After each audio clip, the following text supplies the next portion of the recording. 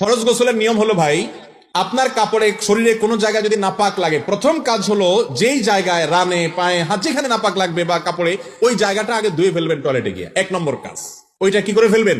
নাপাকের জায়গাটা টেপে ধরে বা টিউবওয়েলে পানিতে ধরে বা পানি ঢেলে ওইটা আগে ডলে ধুয়ে ফেলবেন। ওইটা ধোয়া শেষ।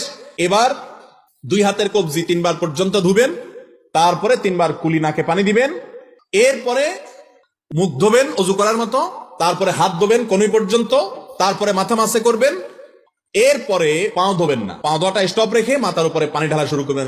আপনার ইয়েতে নিলে শাওয়ারে আপনি ঝর্ণার নিচে মাথা দিয়ে গোসল করবেন, কাঁধে মাথায় পানি দিয়ে পুরো শরীরে ডলে গোসল করবেন। গোসল শেষ, সাবান টাবান দিয়ে সবকিছু শেষ, টয়লেট থেকে বের হওয়ার সময় বা টিউবওয়েল থেকে যাওয়ার সময় বা পুকুর থেকে উঠার সময় এবার এসে পাও গোড়ালি পর্যন্ত ধোবেন। তাইলে অজু প্লাস গোসল একসাথে হয়ে গেল।